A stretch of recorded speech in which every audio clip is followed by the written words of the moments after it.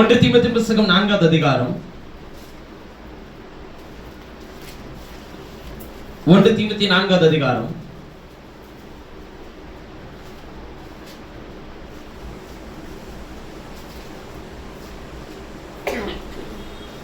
6வது வசனத்திலிருந்து 8வது வசனம் வரை 9வது வசனம் வரையிலும் நாம் எல்லாரும் சேர்ந்து வாசிக்கலாம். 6லிருந்து 9 வசனங்கள் வரை 1 தீமோத்தேயு 4 6லிருந்து 9 வசனங்கள் வரை நாம் எல்லாரும் சேர்ந்து வாசிக்கலாம். இவைகளை நீ சகோதரருக்கு போதித்து வந்தால் விசுவாசத்துக்குரிய வார்த்தைகளிலும் நீ அனுசரித்த நற்போதகத்திலும் தேறினவனாகி இயேசு கிறிஸ்துவுக்கு நல்ல ஊழியக்காரனாய் இருப்பார். சீர்கேடும் கிழமைகள் பேச்சுமாய் இருக்கிற கட்டுக்கதைகளுக்கு விலக்கி தேவபக்திக்கு ஏதுவாக முயற்சி பண்ணு. சரீர முயற்சி அற்ப பிரயோஜனம் உள்ளது. தேவ பக்தியானது இந்த ஜீவனுக்கும் இதற்கு பின்வரும் ஜீவனுக்கும் வாக்குத்தத்தம் உள்ளது. ஆகையால் எல்லாவற்றிலும் பிரயோஜனம் உள்ளது. இந்த வார்த்தை உண்மையும் எல்லா அலங்கரிப்புக்கும் பாத்திரமாய் இருக்கிறது. இன்னொரு பகுதியை வாசிக்கலாம். எபிரேயர் நிருபம்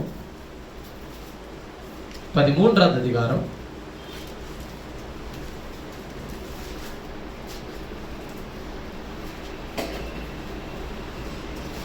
13:9 சேர்ந்து வாசிக்கலாம். 13:9 பலவிதமான அந்நிய போதனைகளால் அலைப்புண்டு தெரியாதீர்கள். போஜன பதார்த்தங்களினால் அல்ல, கிருபையினால இருதயம் சிறப்படுகிறது நல்லது. போஜன பதார்த்தங்களை முயற்சி செய்கிறவர்கள் பலனடையவில்லை. யாக்கோபு நிருபம் 2வது அதிகாரம்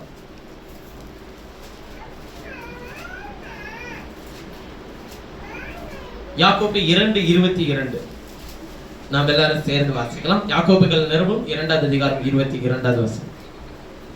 விசுவாசம் அவனுடைய கிரியைகளோட முயற்சி செய்து கிரியைகளினால விசுவாசம் பூர்ணப்பட்டது என்று காண்கிறாயே. போதும். இந்த நாள் அற்புதமான காலை நேரத்தில் நான் பேசும்படிக்கு எடுத்துக்கொண்ட என்னுடைய மைய பொருள்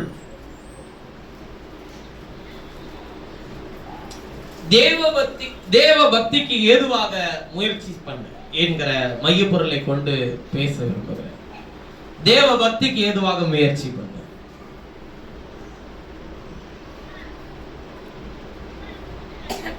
இந்த உலகத்திலே நாம் வாழ்கிற வாழ்க்கையில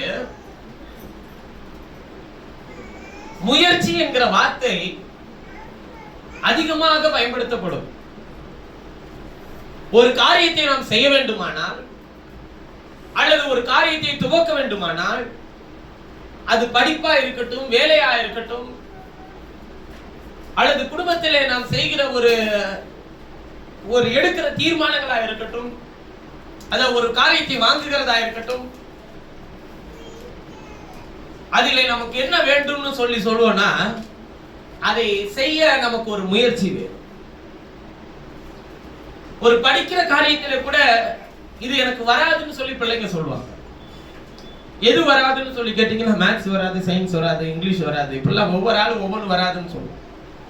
உடனே நீங்கள் பிள்ளைகளை பார்த்து சொல்லுகிற விஷயம் என்ன? நீ கொஞ்சம் என்ன பண்ணு, முயற்சி பண்ணு. ஒருவன் ஒரு வேலையை செய்ய துவங்கினால் அவனிடத்தில் நீங்கள் சொல்லுகிற காரியம், நீ அதை செய்கிறதற்கு முயற்சி பண்ணு, நான் உனக்காக கூட நிற்கிறேன். ஒருவர் ஒரு வீட்டிலே ஒரு காரியத்தை செய்ய போகிறேன் என்று சொன்னால் செய்யுங்கள், நாங்கள் உங்களுக்கு துணையாக இருக்கிறோம் அப்படின்னு சொல்லி வீட்டில் என்ன பண்ணுவாங்க, சொல்லுவோம். இப்படி சொல்றோமான்றது தெரியல, ஆனா சொல்லணும். நான் ஊழியத்தில் ஆரம்ப நிலையில நான் ஊழியத்திற்கென்று என்னை ஒப்பு கொடுக்க என் தாயார் தகப்பனார் இடத்துல நான் கேட்ட போது மாதிரி கர்த்தர் என்னிடத்தில் பேசுகிறார். நான் என்ன செய்ய, நான் இதை செய்யலான்னு இருக்கிறேன், கர்த்தருடைய வேலையை செய்ய போறேன், அதுக்கு இந்த வேலையை விட்டுட்டு நான் தேவனுடைய ராஜ்யத்தின் வேலையை செய்ய நான் என்னை ஒப்பு கொடுக்க போறேன் அப்படின்னு சொல்லும் போது சூழல் எதுவுமே அன்னைக்கு சாதகமா இல்லை. எதிர்ப்புகளும் பிரச்சனைகளும் மனிதர்களுடைய விரோதங்களும் வளர்த்து கொள்கிற காலத்தின் சூழ்நிலையில அந்த சூழல் இருந்தது. அந்த நேரத்தில் நீ கர்த்தருடைய வேலையை செய், உனக்கு எங்களால் நாங்கள் என்ன செய்ய முடியுமோ அதை நான் உனக்கு செய்கிறோம்னு சொல்லி சொன்னாங்க.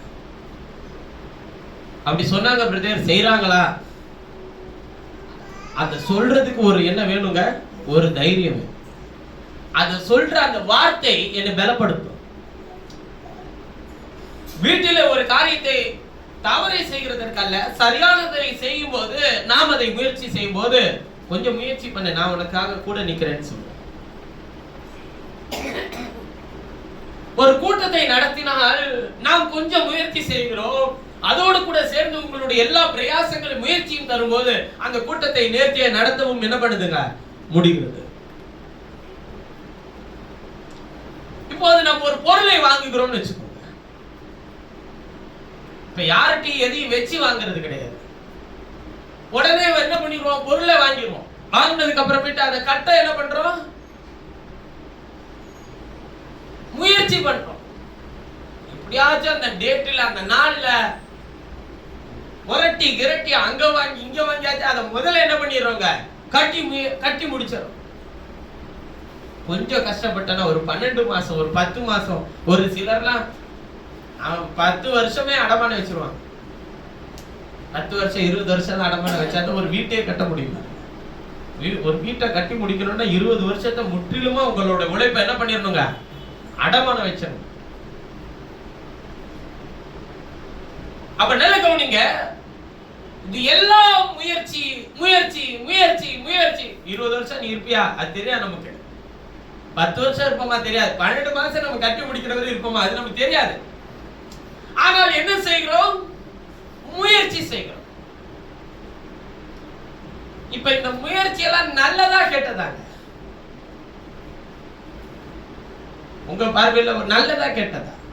உன்னை உருவாக்கணும்னா அவங்க கஷ்டப்பட்டாம எதுவுமே வராது பிரதர், நல்லது தானே, அது எப்படி கெட்டது? பிள்ளைகளுடைய படிப்பு முயற்சி செஞ்சு கொஞ்சம் படி அப்படின்னு சொல்றோம், நல்லதா கெட்டதா? நல்லது, படிச்சா அவன் நல்லா இருக்க போறான். கொஞ்சம் கஷ்டப்பட்டு நம்ம இதை கட்டி முடிச்சிட்டோம்னா அதுக்கப்புறம் அது நம்முடையது பிரதர், சுதந்திரம் ஆயிரும். இது எல்லாமே நல்லது உங்க பார்வையில. ஆனா கொஞ்சம் பைபிள நேற்று வாசிக்கும் போது கொஞ்சம் கசப்பான ஒரு உண்மையை நான் கண்டுபிடிச்சேன். நேற்று ஒரு விஷயத்தை நான் சிந்தித்துக் கொண்டே வந்தேன். இதுல தீமோத்தேயுல ஒரு வசனம் இருக்குல்ல, இந்த வாசிங்கள பார்க்கலாம். நல்லதுதான், ஆனா அதை எப்படி சொல்லி இருக்குன்னு பாருங்களேன். 1 தீமோத்தேயு 4:6 எந்த முயற்சியை சொல்றாரு பாருங்க. நல்லதா கெட்டதான்றதை இன்னைக்கு பார்த்துருவோம். 1 தீமோத்தேயு 4:6 இருந்து வாசிங்க பார்க்கலாம். இவைகளை நீ சகோதரருக்கு போதித்து வந்தால் விசுவாசத்துக்குரிய வார்த்தைகளிலும் நீ அனுசரித்த நற்போதகத்திலும் தேறினவனாகி இயேசு கிறிஸ்துவுக்குள்ளே நல்ல ஊழியக்காரனாய் இருப்பாய்.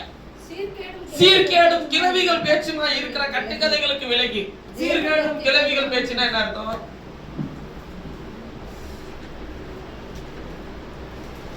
சீர்கேடும் கிளவிகள் பேச்சு. சரி, கிளவிகள் பேச்சை விட்டுருவோம். சீர்கேடுனா என்ன?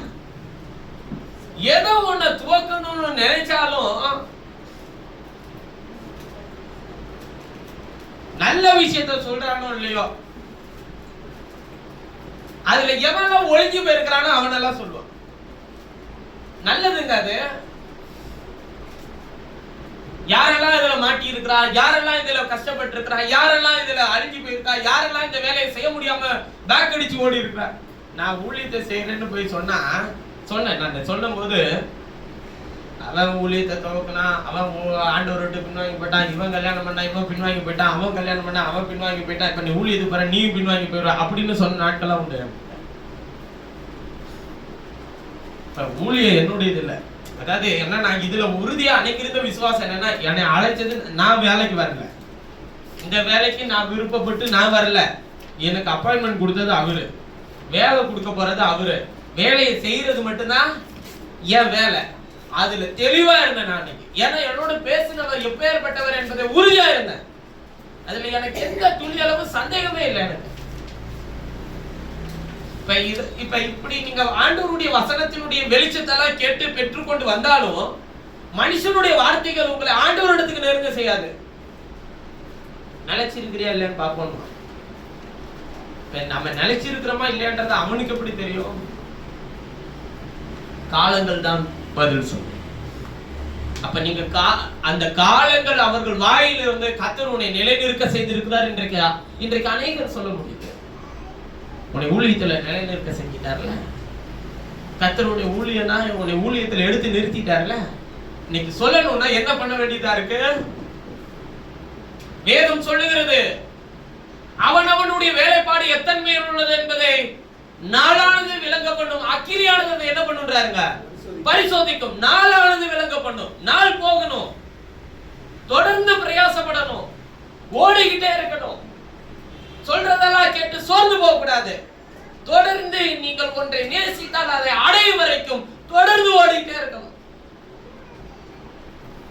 நான் சொல்லுகிறது என்னவென்றால், தேவன் உங்களுக்கு கொடுத்திருக்கிற பொறுப்பு எதுல முயற்சி செய்யணும் அப்படின்றது இருக்கு. அமலா எதையோ ஒண்ணுல போய், அதாவது சொல்றல, நல்ல சிமெண்ட் தரையில போய் நான் விதைய போட்டு வளருமான்னு தண்ணி ஊத்தி பார்த்துக்கிட்டே இருந்தேன். ஒரு வருஷம் சிமெண்ட் தரையில விதை போட்டு தண்ணி ஊத்தி பார்த்தேன், ஒண்ணு வளரல. 2 வருஷம் ஊத்தி பார்த்தேன், தண்ணி ஊத்துனேன், வளரல. 4 வருஷம் ஊத்துனேன், வளரல. அப்படின்னு சொன்னா அது யாருக்கு தப்பு? ஏன் தப்பு? சிமெண்ட் தரையில தண்ணி ஊத்தினா, விதை போட்டு தண்ணி ஊத்தின, விதை தான் போட்டல, தண்ணி தான் ஊத்தின, இல்லன்னா கீழே இருக்கிற தரை எப்படிப்பட்டது? ஒண்ணு சிமெண்ட உடைச்சிட்டு உள்ள தண்ணி விதையை போட்டிருக்கோம். நாம் எங்கே முயற்சி செய்கிறோம் என்பதை நாம் அறியாமல் இருக்கிறோம். வேதம் சொல்லுகிறது, சரீர முயற்சி அற்ப பிரயோஜனம் உள்ளது. சீர்கேடும் கிளவிகள் பேச்சுமா இருக்கிற கட்டுக்கதைகளுக்கு விலக்கி. கிளவிகள் பேச்சுனா என்ன? ஏன் பைபிள் அப்படி எழுதுறாரு? இங்க இருக்கிறத சொல்ல, அவன் அப்படி ஆயிட்டானா, இவனுக்கு இதெல்லாம் இருக்குதா, இவன் நல்லா வந்துட்டானா, இவங்க ஒண்ணுமே செய்ய மாட்டேறாங்களா, இவங்க கொடுக்க மாட்டாங்களா, இவனுக்கிட்ட இருந்தும் யாரையும் என்ன பண்ணவே இல்லையா, பாத்துக்கவே இல்லையா, உண்மையே எதுவுமே தெரியாது. ஆனா என்ன பண்ணிட்டே இருப்பாங்க, பேசிக்கிட்டே இருப்பாங்க. அதுக்குதான் பைபிள் சொல்லுது, அதுக்கு பேர் கிளவிகள் பேச்சு. காலை நீட்டி உட்காந்துச்சுன்னா அவ்வளவுதான், என்ன பண்ணிட்டே இருக்குங்க, பேசிக்கிட்டே இருப்பாங்க. என்ன பேசுவாங்க? அமெரிக்கா ஏன் இப்படி பண்ணிட்டு இருக்கு அப்படி பேசுவாங்களா? 4 வீடு தான், அந்த 4 வீட்டுல நடக்கிறது 4 விதமா பேசுவாங்க, அவ்வளவுதான். இன்னைக்கு மூஞ்சிய ஒண்ணும் சரியில்லை, ஏதோ பிரச்சனையா இருக்கு, மூஞ்சிய வச்சு அவன் ஒரு கதை ஓட்டுவான். அவனுக்கு ஏன் மூஞ்சி, அவனுக்கு ஏதோ உடம்பு கூட சரியில்லாம மூஞ்சி சோர்வா இருக்கலாம். ஆனா அவன் வீட்டுல யாரும் சரியா அவனை பாத்துக்கிறது இல்லையா இருக்கு, பாரு முகெல்லாம் வாடி போயிடுச்சு, கதை ஓட்டிட்டே இருப்பான். அதுதான் பைபிள் சொல்லுது, சீர்கேடும் கிளவிகள் பேச்சுமா இருக்கிற கட்டுக்கதைகளுக்கெல்லாம் விலக்கி. கட்டுக்கதை அது எல்லாமே. அவன் உன்னை பத்தி என்ன சொல்றான், இவன் என்னை பத்தி என்ன சொல்றான், அவங்க என்னை பத்தி என்ன சொல்றாங்க, கர்த்தர் உன்னை பத்தி என்ன சொல்றாரு. நமக்கு யார் நம்மளை பத்தி என்ன சொல்றாங்களோ அதை பத்தி நமக்கு தேவையில்லை. நீங்க அவங்கள்ட்ட நல்ல பேர் வாங்கணும்ன்றதுக்கு பிரயாசப்படுறீங்களா? நல்ல பேர் வாங்க வேண்டியது யார்கிட்ட? கர்த்தரால் புகழப்படுகிறவனே உத்தமன். சிலருக்கெல்லாம் கட் அவுட் தான் வைக்கல, அவ்வளவு ஆசை. நமக்கு ஒரு என்ன இல்ல, என்ன செஞ்சாலும் எவ்வளவு பிரயாசப்பட்டாலும் என்ன இல்ல, நல்ல பேர் இல்ல. என்ன நல்ல பேர்? நான் உங்களுக்கு இருக்கிறது நல்ல பேர் தானே, நல்ல பேர் தானே வச்சிருக்கிறாங்க. வேற எதுவும் அசிங்கமான பேர் எதுவும் வச்சிருக்காங்களா? நல்ல பேர் தானே வச்சிருக்காங்க. அதாவது உங்களுடைய சிந்தையில் என்ன இல்லைன்னு கேட்டா, நீங்கள் செய்கிற ஒவ்வொரு பிரயாசத்துக்கும், அதாவது என்ன நினைச்சிருங்க, ஒரு வீட்டுல ஒரு வேலை செஞ்சாக்க கூட வெளியில போய் நம்ம வெளி வேலைகளை எல்லாம் செய்து நம்ம சம்பாத்தியத்தை கொண்டு வந்து வச்சாதான் நம்ம ஒரு பெரிய உழைப்பாளிகள் மாதிரியும், வீட்டுல இருக்கிற வேலையெல்லாம் செய்யறவங்க எல்லாம் ஒரு உழைப்பு செய்யாதது மாதிரியும், இந்த மாதிரி முதல்ல தவறான சிந்தனையை முதல்ல தப்புங்க. வீட்டுல இருந்து செய்யற வேலையும் வேலைதான், வெளியில போய் நீ செய்யற பிரயாசமும் பிரயாசம் தான். 2 ஒண்ணா பிரதர்? நீ வேணா வீட்டுல ஒரு வாரம் வேலைக்கு லீவு போட்டு வீட்டுல இருந்து எல்லா வேலையும் செய்ய. 2 ஒண்ணா இல்லையான்றத நீங்களே என்ன பண்ணுவீங்க சொல்லுவீங்க. எல்லாருக்கும் நான் சொல்றது என்னன்னா, அந்த வேலைக்கும் இந்த வேலைக்கும் ரெண்டுத்துக்குமே சம மதிப்பை, சம அங்கீகாரத்தை, சம உரிமையை, சம தகுதியை கொடுக்க போகிறது கர்த்தர். ஒரு நாள் கர்த்தர் உங்களுடைய பிரயாசத்துக்கு என்ன கொடுப்பாருங்க? பலனை கொடுப்பார். எதை செய்தாலும் நீங்க அவருக்கு பயந்து, அவருக்கு உண்மையா, அவருக்காக மாத்திரமே செய்யுங்க. அதுதான் அவர் சொல்றாரு, தேவ பக்திக்கு ஏதுவாக முயற்சி பண்ணு. எதை செய்தாலும் எதுக்கு முயற்சி பண்ணணுமா? எனவே பேச்சு பேசாத. இப்ப நான் ஒண்ணு பேசுனேன்னா தேவ பக்திக்கு ஏதுவா என்னை பாதுகாக்குமா? நான் இப்ப உங்களை பத்தி நீங்க ஒண்ணு பேசணும்னா நீங்க அவங்கள பத்தி எவ்வளவு யோசிச்சா நீங்க அவங்கள பேச முடியும். ஒரு ஆளை பத்தி ஒரு குறை சொல்லணும்னா நீங்க அவங்கள பத்தி எவ்வளவு யோசிச்சா, கிட்டத்தட்ட ஒரு 5 மணி நேரம் யோசிச்சாதாங்க 5 நிமிஷம் குறை சொல்ல முடியும். உள்ளுக்குள்ளே என்ன பண்ணிட்டே இருப்பீங்க, யோசிச்சுக்கிட்டே இருப்பீங்க. ஏன் அப்படி பண்ணா? நம்ம மேல ஒரு இது இல்லை, அவங்க நம்மளே மதிக்கலைங்க, இப்படி வான்னு சொன்னானா அவன் திரும்பிக்கிட்டு போயிட்டானே, இவன் என்னை மதிக்கவே. அப்ப பணம் இருக்கவங்க அவன் இன்னொருத்தவனை எப்படி மதிச்சான்? அவன்கிட்ட என்ன இருக்கு? ஏன் என்னை மதிக்கல? அப்ப என்கிட்ட ஒண்ணும் இல்லை. அவன் சாதாரணமா திரும்பி பார்க்காம போயிருப்பான், அவ்வளவுதான். அந்த ஒரு விஷயத்த நீங்க உள்ளுக்குள்ள போட்டு யோசிக்க, அதுக்கு ஒரு தீ பத்த வச்சீங்கன்னு வச்சுக்கோங்க, காட்டு தீ மாதிரி அப்படியே கொண்டு போயிட்டே இருக்கும். ஒரு நாள் உங்களுக்கு டைம் பாஸ் ஆயிரும். யாருக்குன்னா உங்களுக்கும் உங்களுக்குள்ள இருக்கிற இன்னொரு ஆளுக்குமே.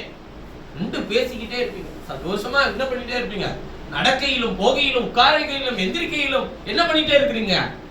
அது என்னவாகவும் இருக்கு சில நேரத்தில் உங்களுக்கு. அதான் உங்களுக்கு ஆறுதல் வேற சொல்றீங்க. அது ஆறுதல் இல்ல, அது தேவ பக்திக்கு ஏதுவா உங்களுக்கு முயற்சி பண்ணுதா? இல்ல. பைபிள் சொல்லுது பாருங்க, சரீர முயற்சி அற்ப பிரயோஜனம் உள்ளது.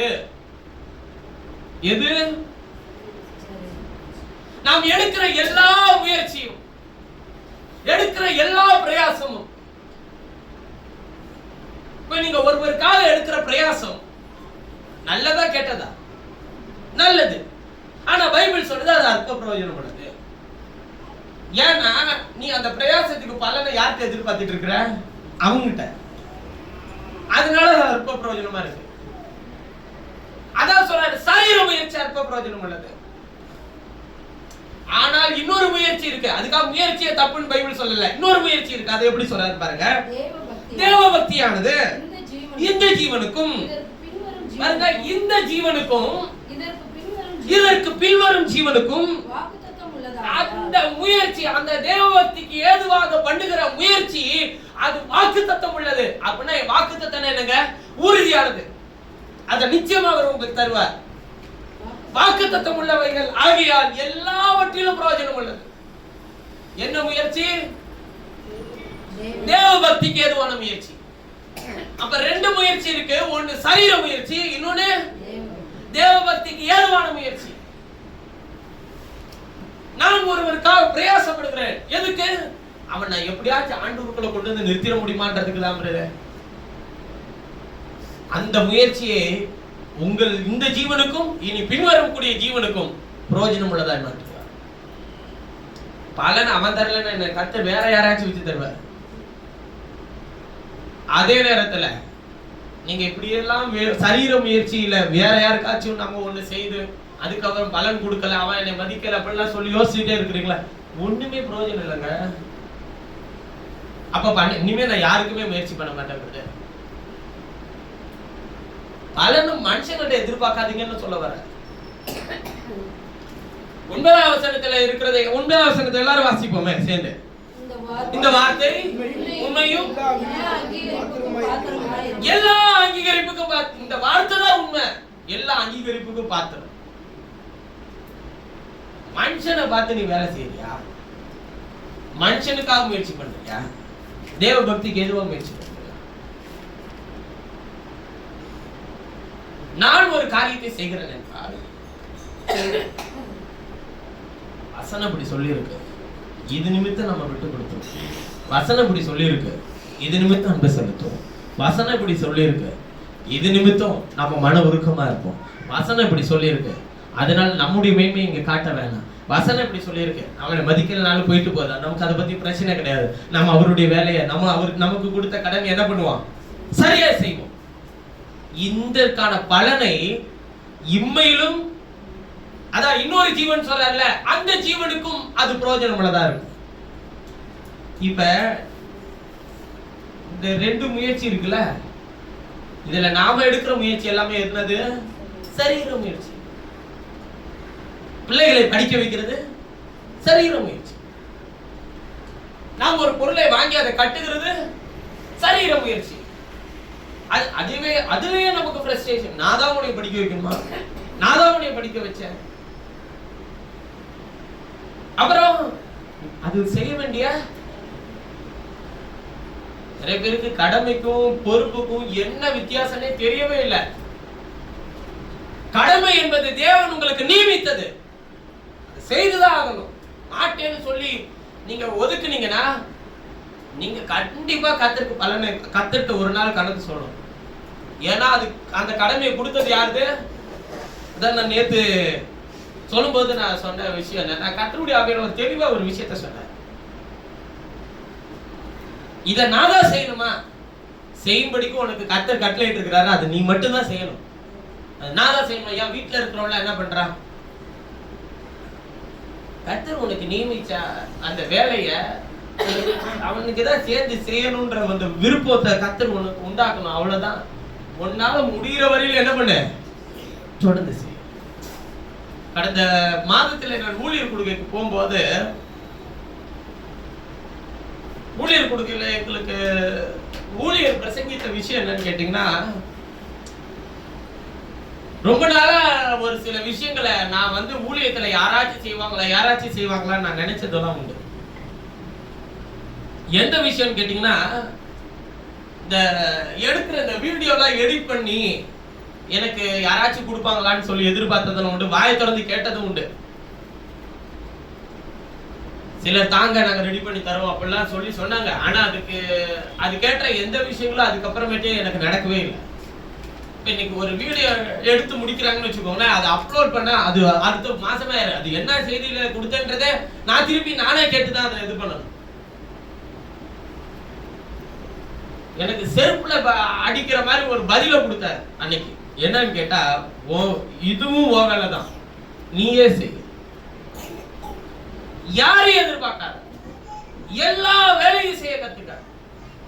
முடிஞ்சா உனக்கு சோறாக்கி போட கூட யாரும் இல்லையா, நீ அதை பத்தி எல்லாம் கவலைப்பட, நீயே சோறாக்கி என்ன பண்ணிக்க, சமைச்சு சாப்பிட்டுட்டு ஓடிட்டே இரு. இதுக்கு ஆள் இல்ல, இதுக்கு ஆள் இல்ல, அதுக்கு இது இல்ல, இதுக்கு எனக்கு ஆடியோ சிஸ்டம் செய்ய ஆள் இல்ல, சமைய கூட்ட ஆள் இல்ல, பாத்ரூம்கள் ஆள் இல்ல, எல்லாத்தையும் நீ செய். ஏன் நீ செய், ஒண்ணும் குறைஞ்சி போயிட மாட்டேன். தலைய கீழப்பட்டவன் தான் நான், நிமிரவே இல்லையா.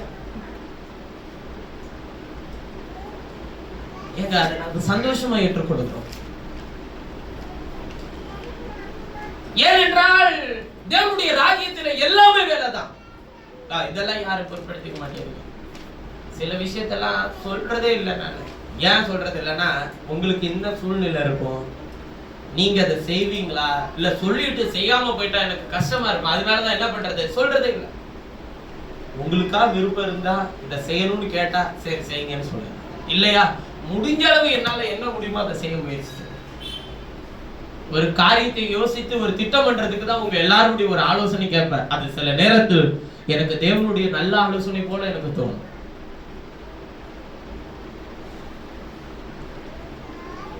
வெளிப்படையா நான் உங்களுக்கு சொல்லுகிறேனே, கிறிஸ்தவ சபையில பிரசங்கிக்கிறதுக்காக தொடர்ந்து அந்த ஊழியத்தின் பொறுப்பை எடுத்துக்கொள்றதுக்காக பேசுற அந்த விஷயம் என்னோட நான் வச்சுக்கலாம். ஆனா நான் அதை உங்களிடத்திற்கு சொன்னதுக்கு காரணம் என்ன, அந்த கூடுகையில கர்த்தருடைய ஆவியானவர் இதை என்னுடைய ஜனங்களோடு கூட பகிர்ந்து கொள் என்று சொன்னார். கேட்டப்ப சொன்ன சில நல்ல விஷயங்கள் இப்படியெல்லாம் செய்யலாமே அப்படிங்கிற ஒரு தெளிவை கர்த்தர் எனக்கு தந்தார். சரி, அது பார்க்கலாம். அது கேட்ட சூழல் வரும்போது நான் இப்படி செய்யறேன். எல்லாத்தையும் ஞானத்தோடு செய்யணுங்க, எந்த ஊழியமும் நின்றக்கூடாதுங்க.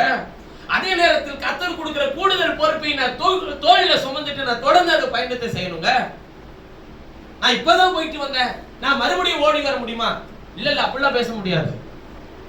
நீ இப்பதான் போயிட்டு வந்து நீ தூங்காம இருக்கிற, போகணும்னா போய் தான் ஆகணும். எல்லாவற்றையும் செய்ய நம்ம ஒப்பு கொடுக்கணுங்க. இப்படியே ஓடிட்டே இருந்தா செத்து போயிடுவோம். ஓடாம இருந்தா வீட்டுல நீங்க 1000 வருஷம் இருப்பீங்களா? அதுவும் கிடையாது. பத்திரமா நீங்க வீட்டுல சேஃப்டியா இருந்த நிலையிலே இருந்தாக்க நீங்க 1000 வருஷம் இருப்பீங்கன்னு சொல்லுங்க. நானும் ஓடாம இருக்கிறேன். தேவன் தேவைகளை சந்திக்கிறார், தேவன் பிரயாசப்பட வைக்கிறார். இதெல்லாம் சரீர முயற்சி தானே பிரதர்? இல்ல இல்ல இல்ல, நான் பயணம் செய்கிறது சரீர முயற்சி. ஆனால் அந்த இடத்திற்கு போகிறது, இந்த பயணத்துக்கெல்லாம் கர்த்தர் உங்களுக்கு பலனை தருவார். அதுக்கெல்லாம் தருவாரா இல்லையா எனக்கு தெரியாது. அங்க இருக்கிற ஆத்துமாக்களுக்கு விதைக்கப்படுகிற வசனத்திற்கு பலனை கொடுத்தால் எனக்கு போதும். ஒருத்தவர் கேட்டாரு, பிரதர் இவ்வளவு தூரம் போறீங்களே, இந்த பயணத்துக்கான செலவெல்லாம் எவ்வளவு பிரதர் ஆகும்? ஒரு கிட்டத்தட்ட இவ்வளவு வருமா அப்படி ஒரு அமௌண்ட் சொன்னார். நான் எவ்வளவுன்றத சொல்றேன், அடுத்த மாசத்துல இருந்து எனக்கு அது மட்டும் கொடுத்துறீங்களா பிரதர்?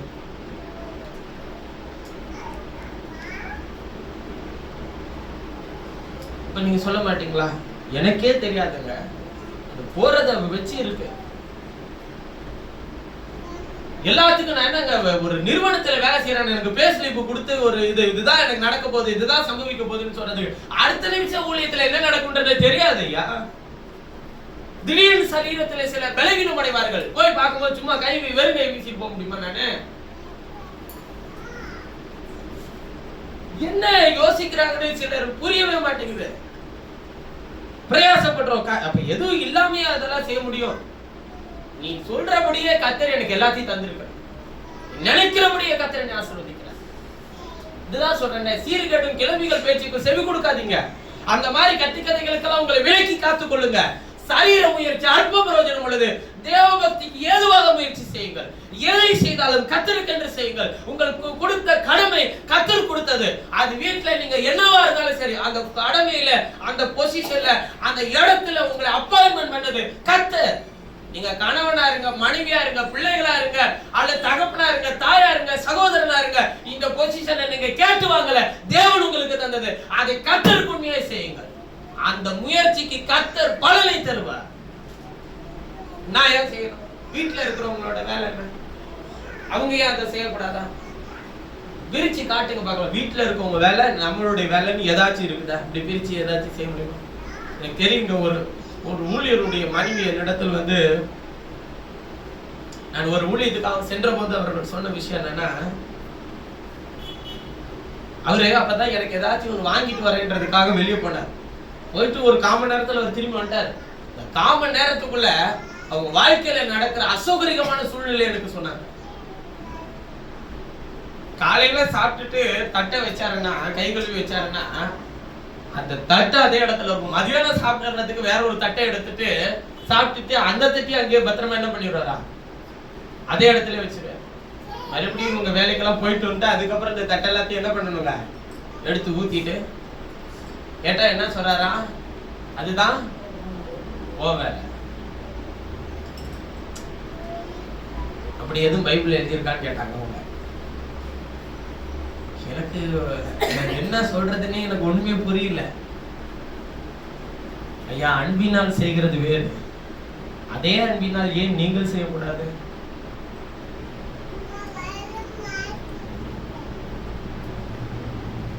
இருவருக்குள்ள ஒரே அன்புதானே ஊற்றப்பட்டு.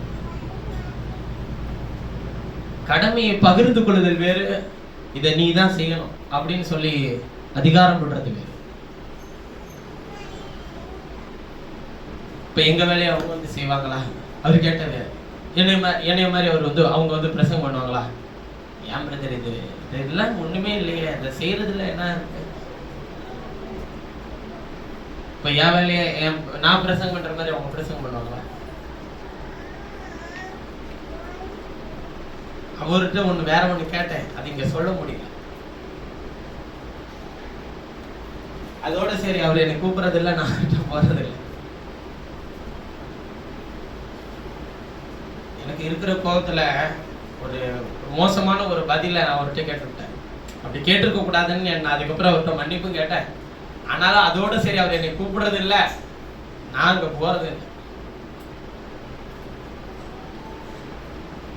தேவன் என்ன காரியத்தை கொடுத்தாரோ அதை முகத்தின் வேர்வை நிலத்தில சிந்த மனுஷன் என்ன பண்ணப்படணும்? பாடுபட வேண்டும். மனுஷியோட வேலை என்ன? மனுஷன் பாடுபடணும். மனுஷியோட வேலை என்ன? மனுஷினா ஸ்திரீகள், மனுஷன்னா புருஷர்கள். மனுஷன் பாடுபடணும். ஸ்திரீகளுடைய வேலை என்ன? பிரதர் இன்னைக்குதான் கொஞ்சம் நல்லா பேசுறாரு அப்படின்னு நினைச்சோம். மனுஷிக்கும் சில பொறுப்பு இருக்கு. என்ன பொறுப்பு?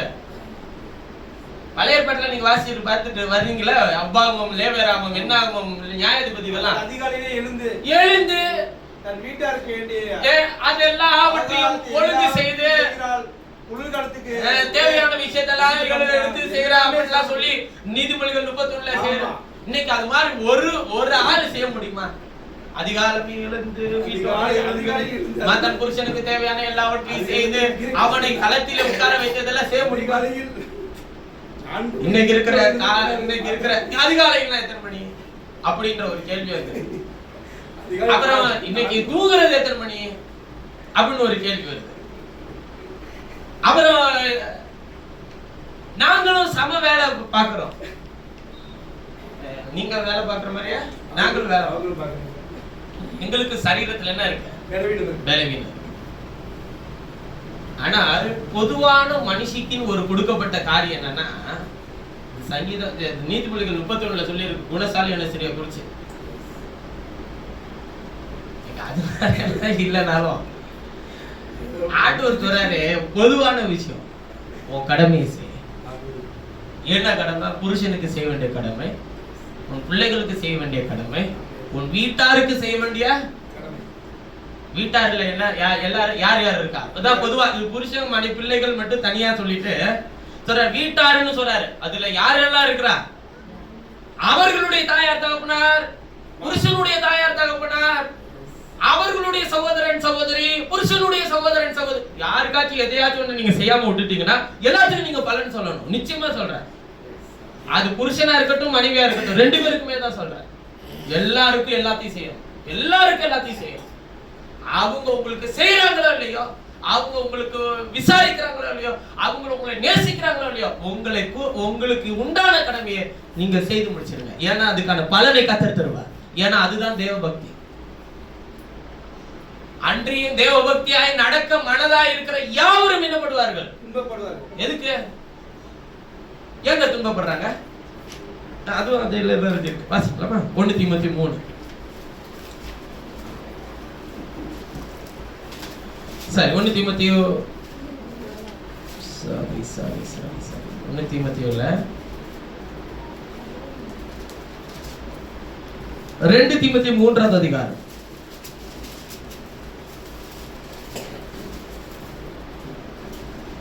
2 தீமோத்தேயு 3:5 வாசிங்க பார்க்கலாம். தேவபக்தியின் வேஷத்தை தரித்து அதன் பலனை மறுதலிக்கிறவர்களாயும் இருப்பார்கள்.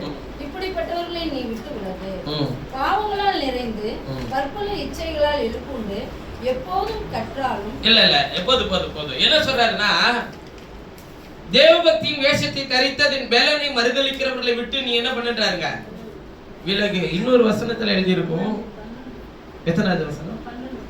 13:12. 2 தீமோத்தேயு 3:12. அன்றியும் கிறிஸ்து இயேசுவுக்குள் தேவபக்தியாய் தேவபக்திக்கு ஏதுவாக முயற்சி செய்து நடக்க மனதாய் இருக்கிற யாவரும் என்னப்படுவார்கள்? ஏன் துன்பம்? எதனால துன்பம்? கிறிஸ்துவை பற்றி சொன்னாக்க அவன் ஏத்துக்க மாட்டான், அதனால துன்பம். பிரதர், கிறிஸ்துவை பத்தி சொல்றதுனால இல்ல, கிறிஸ்துவை போல வாழ்றதுனால துன்பம். ஏன்னா அவன் மதிக்க மாட்டான், நம்ம என்ன பண்ணணும்? மதிக்க. ஏன்னா பைபிள் என்ன பண்ணிருக்கு? சொல்லி இருக்கு. அவன் செவி கொடுக்க மாட்டான், நம்ம என்ன பண்ணணும்? மனுஷனுடைய ஈகோ என்ன பண்ணும்? சுயமரியாதைன்னு ஒண்ணு இருக்குல்ல. எங்க சுயமரியாதை பார்க்கணுமோ அங்கதான் சுயமரியாதை பார்க்கணும். வீட்டுக்கு வெளியில இருக்கக்கூடாது, வீட்டுக்குள்ள இருக்கக்கூடாது, வீட்டுக்கு வெளியில இருக்கலாம்.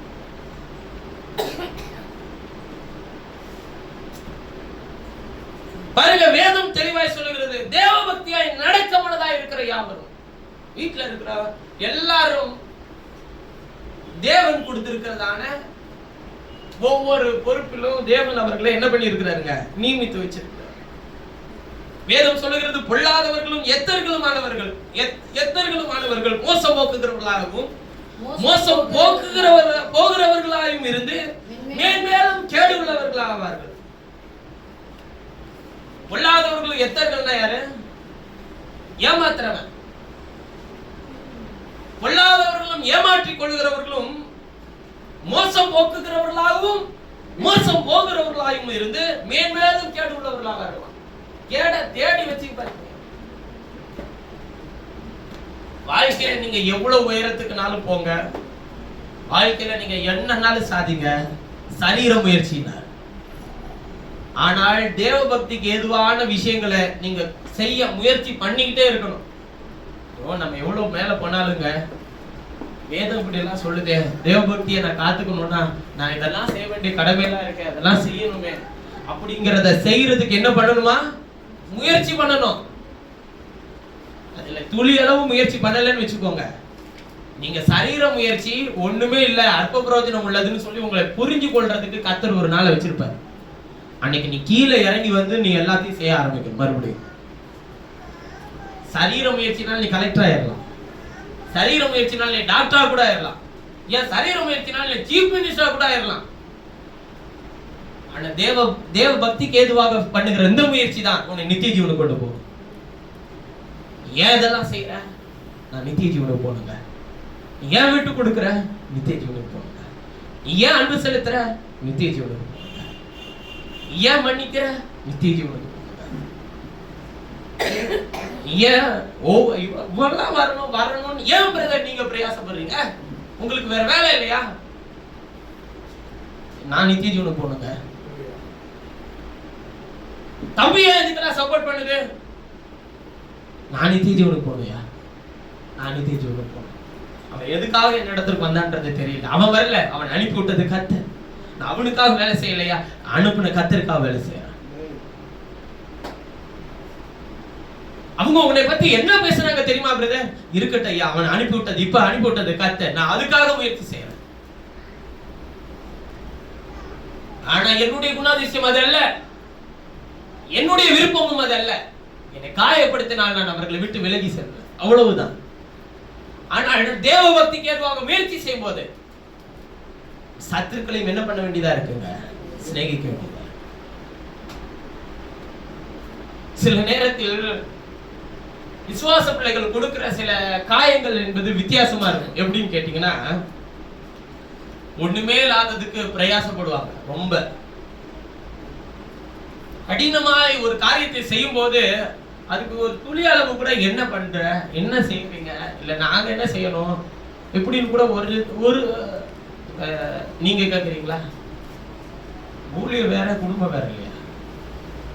குடும்ப ரீதியில உங்களை ஒரு நாள் எதிர்பார்க்கவே மாட்டேன். ஊழியர் ரீதியில செய்யும் போது அட்லீஸ்ட் நீ இருக்கிறியா இல்லையா? சிலர் போன் பண்ணி நீ வீட்டுலதான் இருப்பேன்னு நான் நினைச்சேன் அப்படின்னு சொல்லும் போது நமக்கு வரும் பாருங்க கோவம். ஞாயிற்றுக்கிழமையில தானே நம்ம அவ்வளோ சொல்றோம், வார வாரம் ஞாயிற்றுக்கிழமையில எதுக்கு இந்த அறிவிப்புன்னு ஒண்ணு வச்ச, கசைக்கு தூக்கினுமே அந்த அறிவிப்பே சொல்ல வேணான்ற அளவுக்கு எனக்கு கோவம் வரும். நீங்க வெள்ளிக்கிழமை தான் போவீங்கன்னு நினைச்சேன். யார் வெளியில இருக்கிறவங்க கேட்டா பிரச்சனை இல்லை, நம்ம விசுவாச பிள்ளைங்க வியாழக்கிழமையில இருந்து எப்பயில இருந்து போக ஆரம்பிச்சீங்க? காலண்டர் கொடுத்துருக்கிறேன்னா இல்லையா? அதுல தெளிவா போன வருஷம் தான் ஒரு உருப்படாத ஒரு வேலையை செஞ்சு விட்டாங்க அவங்க. இந்த வருஷம் நான் தெளிவா சொன்னேன், எனக்கு முதல்ல நீ டெம்ப்ளேட் எடுத்து எனக்கு அனுப்பி விட்டு நான் சொல்றது கரெக்டா எழுதியிருந்தா மட்டும் தான் நான் கொடுப்பேன், இல்லைன்னா நான் கொடுக்க மாட்டேன்னு சொல்லி சரியா போட்டோன்னே எங்க அம்மா சொன்னாங்க, இந்த வருஷம் இதை கர்த்தர் மாத்துறாரா இல்லையான்னு பாரு, விசுவாசத்தின்படி ஆகட்டும். ஏன்னா எப்பெல்லாம் காலண்டர் போட்டோம்னா அதுல இருந்த அந்த விஷயத்தை அந்த டெம்ப்ளேட்டை மாத்துறது அவரோட வேலையாவே இருக்கும். பாதி தூரம் கூட போகாது, அதுக்குள்ளே மாறிடும் வேற ஏதாச்சும் வந்துச்சு. அது மாதிரி ஒரு சூழல்ல வந்துட்டு இருக்கு, மாறிடுமா ஆண்டவரே நான் கெஞ்சிக்கிட்டே இருக்கிறேன். இல்ல ஐயா, நேர்த்தியா அந்த வருஷம் அந்த காலண்டரை பத்திரமா முடிக்க உதவி செய்யணும்னு சொல்லி கேட்டுட்டு இருக்கிறேன். எனக்கு சந்தோஷங்க, நான் விட்டு செல்கிற அதே இடத்தில் அற்புதமான சகோதரர்களை வைத்து கர்த்தர் அடுத்த வாரத்துல தொடர்ந்து இந்த வாரம் கூட நான் வர முடியாத சூழ்நிலை இருந்துச்சு, சகோதரர்களை நடத்த சொல்லி சொன்னேன். அந்த பொறுப்பை ஏற்றுக்கொள்கிற இடத்திலே சகோதரர்களை கர்த்தர் வைத்திருக்கும் போது எனக்கு உள்ளத்திலிருந்து சந்தோஷங்க. நான் கூட்டத்தெல்லாம் முடிச்சிட்டு நான் ட்ரெயின்ல போயிட்டு இருக்கும்போது இவங்களோட செய்தியை நான் போட்டு கேட்டுக்கிட்டே போவேன். என்ன பேசுனாங்க, என்ன பண்ணாங்க, எப்படி கூட்டம் முடிஞ்சிச்சு, என்ன சொன்னாங்க, தடுமாற்றம் இந்த இடத்துல தடுமாறுறாங்களா, அதை கொஞ்சம் சரிப்படுத்திக்க உதவி செய்ய ஆண்டவரே. முன்னெல்லாம் போன் பண்ணி சொல்ல நம்ம சொன்னா அதை அட்ரஸ் பண்றோம்னு நினைச்சிட்டு அவங்க எது சங்கடப்படுவாங்க நினைச்சிட்டு இப்பெல்லாம் நான் அப்படி சொல்றது இல்ல. கர்த்தாவை அனுக்கிரகம் பாராட்டு, இன்னும் பலனடைய உதவி செய்யும். ஏன் தொடர்ந்து நான் அவர்களுக்கே கொடுக்கிறேன்?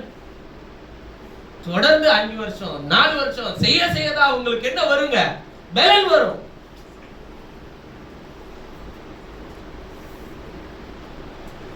என்ன நான் மியூசிக்கல் சேர விளையாண்டுட்டு இருக்கிறேன். இந்த வாரம் நீ, அந்த வாரம் அவன், அந்த வாரம் நீ, இந்த வாரம் அது. சேர்ல உட்கார்றவன் ஜெயிச்சான், எழுந்திரிச்சவன் தோத்து போயிட்டான். தோக்குறதோ ஜெயிக்கிறதோ இங்க வேலையே கிடையாது. இங்க கர்த்தருடைய பிரதிநிதியாக இருக்கணும். இது சரீரத்துக்கு ஏற்ற முயற்சி இல்லையா, இது தேவபக்திக்கு ஏதுவான முயற்சி.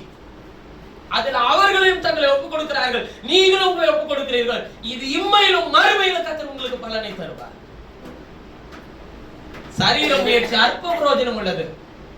நான் இவ்வளவு பிரயாசப்படுறேன், இவ்வளவு தூரம் போறேன், இவ்வளவு தூரம் பயணம் செய்யறேன், இதுக்கெல்லாம் கர்த்தர் எனக்கு பலனை தருவார் எனக்கு தெரியாது. ஆனால் ஒவ்வொரு இடத்திற்கும் செல்லும் போது அங்கு விதைக்கப்படுகிற ஒவ்வொரு வசனத்தையும் உண்மையான இருதயத்திலிருந்து அவர்கள் வளர வேண்டும் என்று விதைக்கிற ஒவ்வொரு வசனத்துக்கும் கர்த்தர் நிச்சயமா எனக்கும் எனக்கு அடுத்து வரக்கூடிய எனக்கு பின்வரும் ஒரு ஜீவனுக்கும் கர்த்தர் ஒரு பலனை தருவார். பின்வரும் ஜீவனா கர்த்தர்கிட்ட இருந்து நான் எதிர்பார்க்கிற ஒரே ஒரு வார்த்தை என்ன தெரியுங்களா?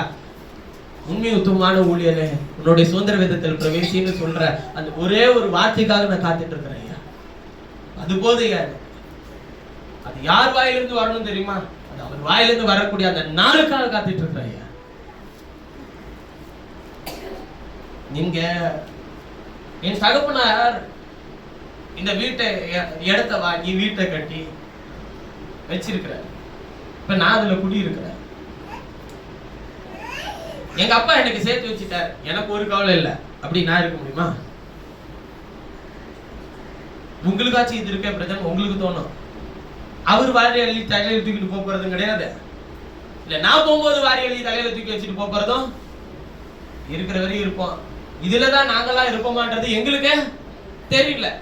ஊழியர் இடத்துல சொல்லும்போது சொன்னாரு, நான் என்னுடைய நான் செத்துட்டேன்னா என்னுடைய சரீரத்தை இந்த வீட்டுல தான் வச்சு நான் பார்த்து கட்டின வீடு பிரதர், ஹாஸ்பிட்டல் பிரதர், இங்கதான் வச்சிருந்து என்னை கொண்டு போய் அடக்கம் பண்ணணும்னு நான் எல்லார்ட்டையும் சொன்னேன். நிலைமை என்ன தெரியுமா? இப்ப அந்த வீட்டை வித்துட்டு அவங்க அபார்ட்மெண்ட் வாங்கிட்டு போயிட்டாங்க. எதுவும் நம்ம கையில கிடையாது. பாத்துக்கோங்க, எதை வச்சிருக்கணும், எதை உங்க கையில இருந்து புடுங்கணும், எதை இங்கிட்டு இருந்து வாங்கி அங்கிட்டு கொடுக்கணும், எதுல உங்களை உட்கார வைக்கணும், எல்லாத்தையும் தீர்மானிக்கிறது யார்? கர்த்தர். அப்படியே விட்டு கொடுத்து போயிட்டே இருங்க. நீங்க எல்லாத்தையும் சரியா நீங்க யோசிக்கிறபடி கொண்டு வரணும்னு நீங்க நினைச்சீங்கன்னா உங்களால் ஒன்றுமே செய்ய முடியாது. என்னை அன்றி உங்களால் ஒன்று செய்ய கூடாது. ஆனால் அவரே என்ன சொல்லி இருக்கிறார் தெரியுங்களா? உங்களால் கூடாத காரியம் ஒன்றுமே இல்லைன்னு ஒரு இடத்துல சொல்லி இருக்கிறார். எதுக்குன்னா விசுவாசத்தினாலே. விசுவாசிக்கிறவனுக்கு எல்லாம் கூடும் சொல்றது. உங்களால செய்ய முடியும், எல்லாத்தையும் செய்ய முடியும்னா விசுவாசத்தினால செய்ய முடியும். எதை விசுவாசத்தினால செய்யணும்? வார்த்தையை விசுவாசிக்கிறதும் அதை ஏற்றுக்கொண்டு அதன்படி நடக்கிறது முழு இதயத்தோடு விசுவாசி. அது உன்னால செய்ய முடியும்ன்றது. இந்த வசனத்தின்படி எல்லாம் வாழ முடியாது. இல்ல இல்ல இல்ல, உன்னால முடியும்.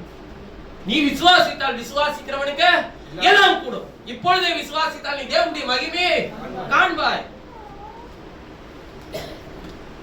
நான் ஒரு உதாரணத்துக்கு சொல்றேனே, என்ன தம்பி இப்படி பேசுறதுன்னு நினைக்காதீங்க. அவ்வளவு முடிச்சாரு அதோட. இப்ப நாம ஒரு மாடு வாங்குறோம்னு வச்சுக்கோங்க. ஒரு உதாரணத்துக்கு ஒரு மாடு வாங்குறோம்னு வச்சுக்கோங்க. மாடு கண்ணு போடல. நம்ம நினைச்சு வாங்கினது ஒரு கண்ணு போடும், பால் கறக்கும். நம்ம அதை வித்து என்ன பண்ணிக்கலாம்? ஒரு பலனை சேர்த்துக்கலாம். சூழ்நிலை இல்ல, அந்த மாட்டுக்கு எதுவும் பிரச்சனையா இல்லை, நமக்கு பிரச்சனையா தெரியல. மாடு கண்ணு போடலன்னு வச்சுக்கோங்க. இப்ப இந்த சூழலை நீங்க எப்படி பாப்பீங்க? நீங்க எப்படி பாப்பீங்க?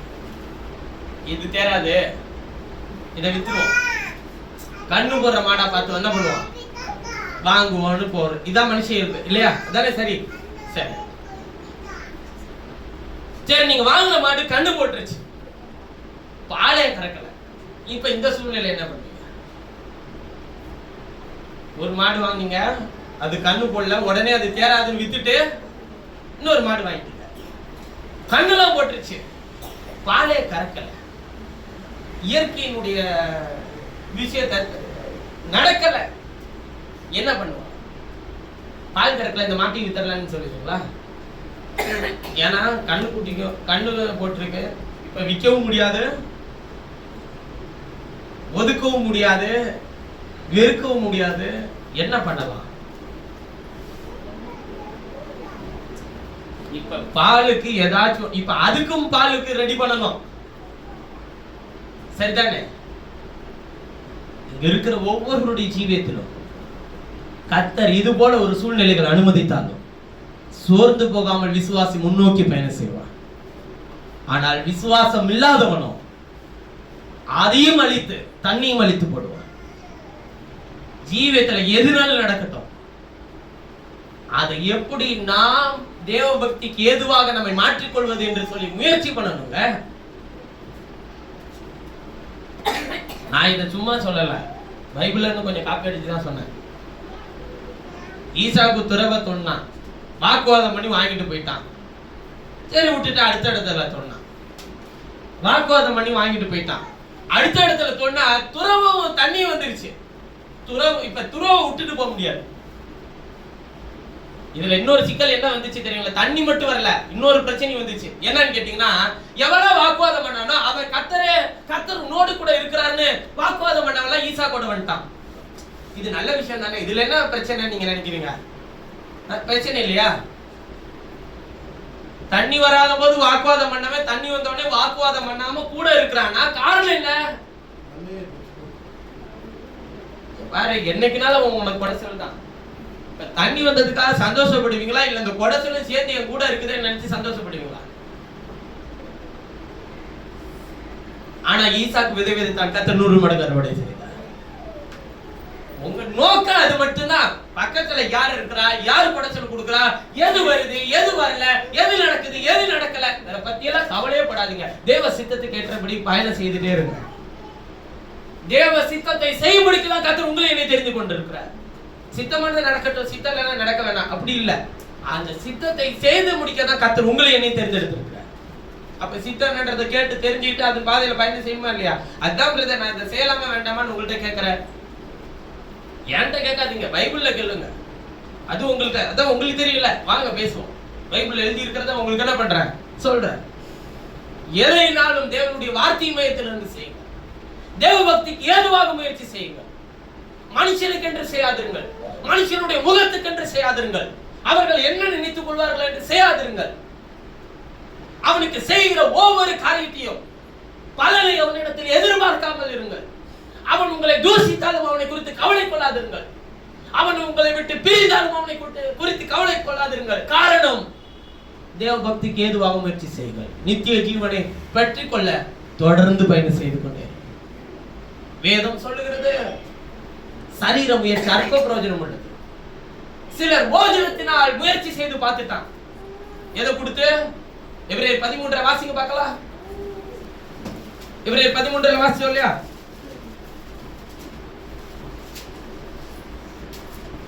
எபிரேயர் 13:9 பலவிதமான அந்நிய போதனைகளால் அலைப்புண்டு திரியாதிருங்கள். போஜன பதார்த்தங்களினால் அல்ல, இருதயம் சிறப்படுகிறது. கிருமியினால இருதயம் சிறப்படுகிறது நல்லது. போஜன பதார்த்தங்களை முயற்சி செய்கிறவர்கள் சோறை போட்டு ஏதாச்சும் சோறு கொடுத்து அதை கொடுத்து இதை கொடுத்து எதையாச்சும் ஒண்ணு பண்ணிடலாமான்னு பாத்திரலாம்னு நினைச்சு முயற்சி செய்தவர்கள் என்ன அடையலையா? சோறு எல்லாம் போட்டு சர்ச்சில் எல்லாம் உங்களுக்கு முயற்சி செய்யணும், நீங்க உங்களை தக்க வச்சுக்கணும்ன்ற அவசியம் இல்லை. எனக்கு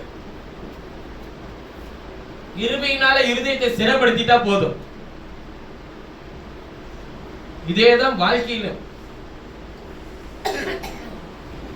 இருதயத்தை சிறப்படுத்தணும். போஜன பதார்த்தத்தில் அல்ல, போஜன பதார்த்தத்தில் முயற்சி செய்யாதீங்க. உங்க பிள்ளைங்கள்ட்ட கூட நான் தான் சொல்றேன், உங்கள் மனைவியா இருந்தாலும் சரி, உங்கள் கணவரா இருந்தாலும் சரி, உங்கள் தாய் தகப்பனா இருந்தாலும் சரி, போஜன பதார்த்தத்தில் முயற்சி செய்யாது. அதுவும் சரீர முயற்சி தான். இப்போ போஜனமே கொடுக்க வேணாம் நீங்க சொல்றீங்களா? அது கொடுத்துட்டா மட்டும் போதும்னு நினைக்காதீங்கன்னு சொல்றேன். நான் சொல்றது புரியுது? ஓஜனமே கொடுக்க வேண்டாம் பிரதர் சொல்ற, அப்படி சொல்லவே இல்லை. அது கொடுத்துட்டா மட்டும் போதுன்னு நினைக்காதீங்க, அதுல மட்டும் முயற்சி செய்யாதீங்க. யாக்கோபு 2 அதுல என்ன சொல்றாருன்னு படிக்கலாம். அதோட நமக்கு விஷயம் முடிஞ்சிருச்சு. யாக்கோபு 2 விசுவாசம் அவனுடைய கிரியைகளோடு 22 விசுவாசம் அவனுடைய கிரியைகளோடு கூட இல்ல 21ல இருந்து 20ல இருந்து கொஞ்சம் வாசிங்களா பார்க்கலாம். வீணான மனுஷனே சொல்லும்போது நம்மள எவ்வளவு கனமா சொல்றாரு பாருங்களேன், எவ்வளவு அற்புதமா நம்மளை கூப்பிடுறாரு. வீணான மனுஷனே, கிரியைகள் இல்லாத விசுவாசம் செத்ததென்று நீ அறிய வேண்டும், அது அறிய வேண்டுமோ? நம்முடைய பிதாவாகிய ஆபிரகாம். இப்ப உங்களுக்கு முன் உதாரணமா ஒரு ஆளை எடுத்துட்டு வராரு. அவர் யாருன்னு கேட்டா ஆபிரகாம் தன் குமாரனாகிய ஈசாக்கை பலிபீடத்தின் மேல் செலுத்தின போது கிரியைகளினாலே அல்லவோ நீதிமானாக்கப்பட்டான். விசுவாசம் அவனுடைய கிரியையோடு முயற்சி செய்து கிரியைகளினாலே விசுவாசம் பூரணப்பட்டது என்று காண்கிறாயே. அப்படிப்பட்ட ஆபிரகாம் தேவனை விசுவாசித்தான், அது அவனுக்கு நீதியாக எண்ணப்பட்டது என்கிற வேத வாக்கியம் நிறைவேறிற்று. அவன் தேவனுடைய சிநேகிதன் எனப்பட்டான். போதும். வேதம் சொல்லுகிறது விசுவாசிக்கிறதுனால மாத்திரம் இல்ல, கிரியைகளினாலதான் மனுஷன் நீதிமான் ஆக்கப்படுகிறான் என்று எழுதியிருக்கிறது. ஆபிரகாம் தன்னுடைய ஒரே பேரான குமாரனை கொண்டு போய் பலி செலுத்தின கர்த்தர் சொல்ல வேண்டிய கர்த்தர் அந்த ஒரு சூழலை ஏற்படுத்தினா என்ன பண்ணணுங்க? பலி செலுத்த கொண்டு போய் தான் அவனு, வேற வழி இல்ல. சூழல் பிரதர், சூழ்நிலை பிரதர். தேவ பக்திக்கு எதுவாக முயற்சி பண்ண எந்த சூழலும் தேவையில்லை. சரீர முயற்சிக்கு தாங்க சூழல். தேவ பக்திக்கு எதுவாக முயற்சி பண்ண எது தேவையில்ல? சூழ்நிலை என்னவா இருந்தாலும் பிரச்சனையே இல்லை. அக்கினிக்கு வாழ எரிஞ்சிட்டு இருக்க கொண்டு போயிட்டு இருக்கிறான் பிரதர். தேவ பக்திக்கு எதுவாக முயற்சி பண்ணுவீங்களா மாட்டீங்களா? கொண்டு போட்டாலும் பரவாயில்லையா, கர்த்தரை நான் செத்தாலும் பரவாயில்ல, கர்த்தரை நான் தொழுது கொள்வேன், அவ்வளவுதான்.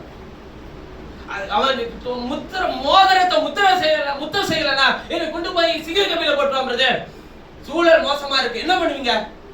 முத்திர செஞ்சுட்டா வேலை முடிஞ்சு போச்சு. இல்ல இல்ல, தேவ பக்திக்கு எதுவா முயற்சி செய். பின்னாடி பார்வோன் சேனை, முன்னாடி செங்கடல். என்ன ஆண்டவரே பண்றது? சூழல். எல்லாரும் ஓடி போயிரு அப்படி சொன்ன மோசே இல்ல. கர்த்தாவே நான் என்ன செய்ய வேண்டும்? கையில் இருக்கிறது கோல், அதை எடுத்து இரண்டாக பிளந்து உங்கள் கைகளில் கொடுக்கப்பட்டிருக்கிற இன்றைக்கும் அந்த கோல் ஜீவனோடு இருக்கிறது. அந்த கோல் தான் கர்த்தருடைய வார்த்தை. அது வழியே இல்லாத இடத்தில் வழியை உண்டாக்கும். அதிலே கர்த்தருடைய வல்லமை உங்களை வழி நடத்தும். ஆமென்.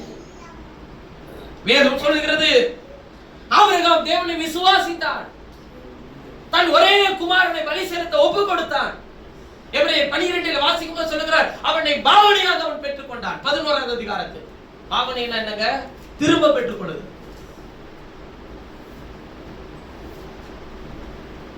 அது அவனுக்கு நீதியாக எண்ணப்பட்டது என்கிற வேத வாக்கியம் நிறைவேறிற்று. அவன் தேவனுடைய சிநேகிதன் என்று எண்ணப்பட்டான். அவனுக்கு விசுவாசம் இருந்துச்சு. அதோடு கூட கிரியைகளோடு முயற்சி செய்து கிரியைகளினாலே விசுவாசம் பூர்ணப்பட்டது என்று. கிரியையோட விசுவாசத்தை கொஞ்சம் முயற்சி செய்ய விட்டீங்கன்னு வச்சுக்கோங்க, உங்களை கனப்படுத்தி நிலைநிறுத்த தேவனுக்கு வல்லமை உண்டு. உங்களுக்கு விசுவாசம் இருக்கு, நான் இல்லைன்னு சொல்லல, ஆனா கிரியையோட அந்த விசுவாசத்தை முயற்சி பண்ண விடுங்க. நீங்க கேட்கிற வசனத்தை கிரியோட முயற்சி செய்யறதை விட்டுட்டீங்கன்னா வாழ்க்கையில ஃப்ரஸ்ட்ரேஷன், தனிமை, எதிர்பார்ப்பு, அங்கலாய்ப்பு இதெல்லாம் உங்களை ஆட்டி படைச்சிட்டு இருக்கும்.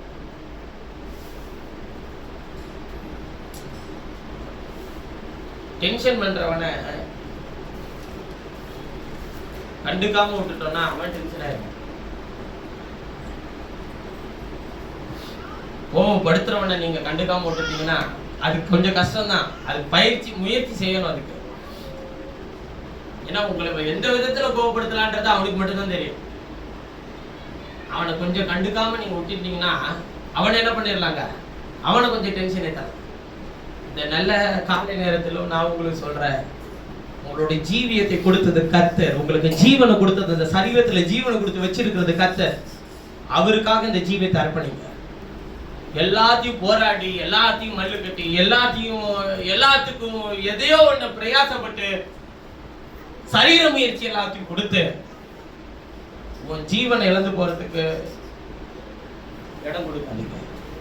நான் சொல்றது இந்த சரீர ஜீவன் அல்ல, ஆத்மாவுக்குள்ள இருக்கிற ஜீவன். அதான் சொல்றாரு, இந்த முயற்சி தேவபக்திக்கு ஏதுவான முயற்சி இந்த ஜீவனுக்கும் பின்வரும் ஜீவனுக்கும் பிரயோஜனம் உள்ளது ஆகியால் அதை என்ன பண்ணுறாருங்க, அதை அப்ப இந்த ஜீவனுக்கு மட்டும் இல்ல, பின்வரக்கூடிய ஒரு ஜீவன் இருக்கு, அதான் ஆத்ம ஜீவன். அந்த ஜீவனுக்காக பிரயாசப்படும். இந்த சரீர முயற்சிக்காக பிரயாசப்பட்டதெல்லாம் நல்லது. பிரயாசப்பட்டுக்கிட்டே பின்வரக்கூடிய ஜீவனுக்கும் கொஞ்சம் என்ன பண்ணுங்க, பிரயாசப்படுங்க. நீங்க எங்கனாலும் வேலைக்கு போங்க, எங்கனாலும் படிக்க போங்க, எங்கனாலும் எதனாலும் செய்யுங்க. ஆத்ம ஜீவன் தப்புகிறதுக்கான வழியை தேர்ந்தெடு. அதுதான் தேவன் நியமிச்ச பாதை. அதை விட்டுட்டு ஒரு வழியை அது தேவன் நியமிச்சதல்ல. ஒரு நாள் கர்த்தரை தொழுது கொள்ள முடியாத ஒரு நாள் வந்துச்சுன்னா உள்ள இருக்கிற ஜீவன் அடிச்சுக்கணும். ஐயா, இன்னைக்கு தொழுது கொள்ளைய, கர்த்தருடைய வசனத்தை கேட்கலையே, வார்த்தையை கேட்கலையே, இன்னைக்கு நமக்கு என்ன கர்த்தர் வச்சிருக்கிறாரு அதை நம்ம பெற்றுக்கொள்ள முடியலையே, அங்கதான் இருக்கணும். இல்லன்னா உங்க ஜீவன் செத்து போயிட்டு இருக்குன்னு அர்த்தம். வீல் சேர்ல உட்கார்ந்தாலும் வந்து சேர்ந்து தள்ளிட்டு வர இங்க வலி இருக்கா, அப்படியே தூக்கிட்டு வந்து உட்கார வைக்கிறதுக்கு ஆள் இருக்கு. பயப்படாது. தேவனுடைய ஜீவன் உன்னை உயிர்ப்பித்து காப்பாற்றுறையா. இன்றைக்கு வரை நீங்கள் அசைகிறீர்கள், பிழைக்கிறீர்கள், நிற்கிறீர்கள் என்றால் அது தேவனுடைய அளவற்ற கிருபை இல்லையா? எப்படி நீங்க வசனத்தை கேட்க முடியாம உங்களுடைய வேலையை நீங்க செய்றீங்க? அட்லீஸ்ட் ஹோம் உள்ளனாலும் இந்த இணைப்பின் வாயிலா ஏதோ ஒரு வழியில இன்னைக்கெல்லாம் இவ்வளவு வசதிகள் இருக்கு ஐயா. சிலர் இங்க ஆராதனையில் அட்டென்ட் பண்ண முடியலன்னா என்னோட சேர்ந்து திண்டுக்கலுக்கு அந்த வர்றவங்களுக்கு தான் தெரியும் அந்த சூடு எப்படி இருக்கு, எப்படி நல்லா சந்தோஷமா இருந்துச்சா, சந்தோஷமா நான் போயிட்டு வரேன்றதெல்லாம் கூட வந்து பார்த்துருக்கிறேன். திண்டுக்கலுக்கு வந்து அட்டென்ட் பண்ணி நான் கத்துட்ட கேட்பேன், ஐயா இந்த பிரயாசத்துக்கு பலன், இந்த பிரயாசத்துக்கு என்ன வேணும் ஆண்டவரே, அவர்களுக்கு பலன் வேணும்.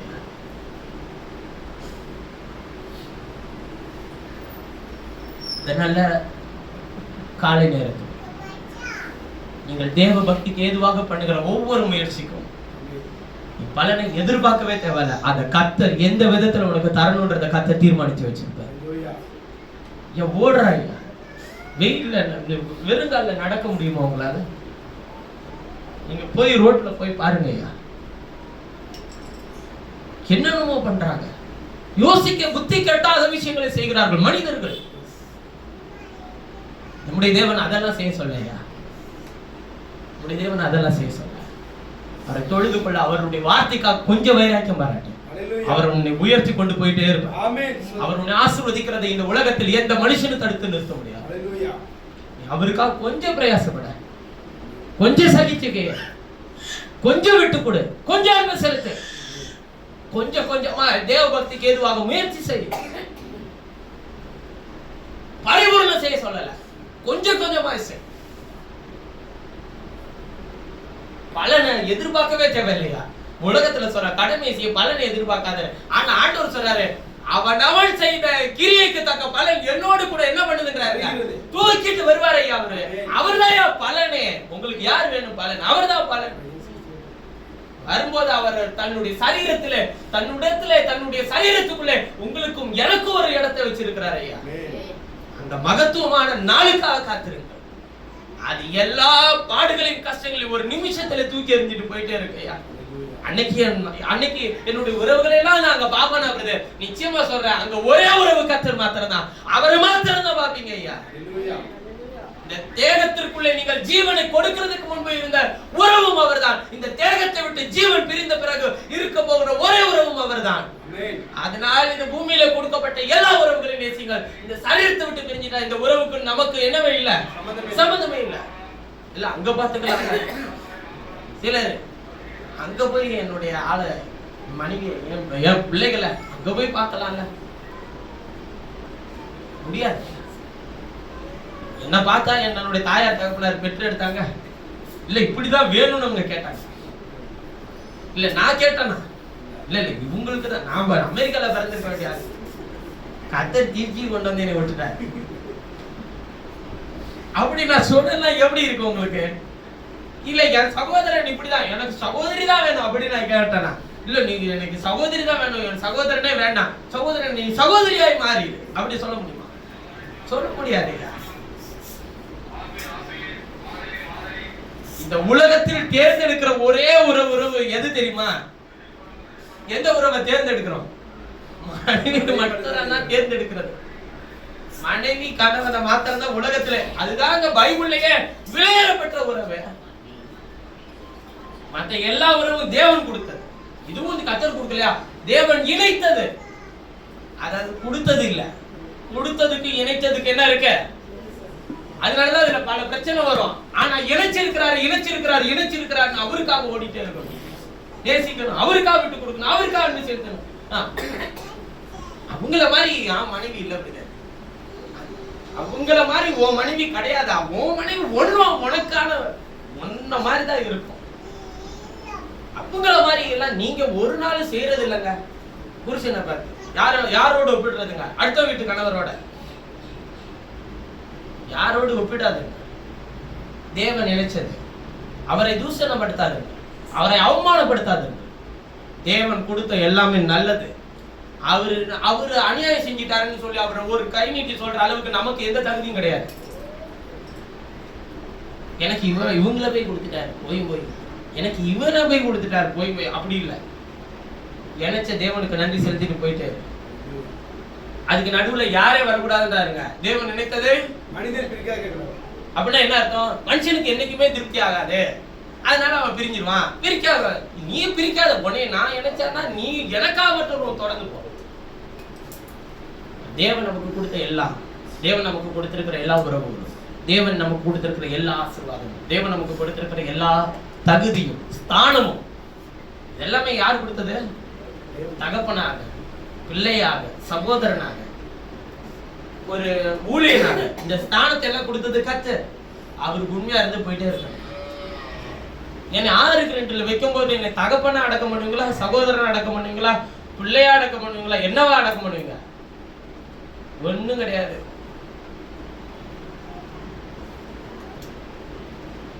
சரீர முயற்சி அற்ப பிரயோஜனம் உள்ளது.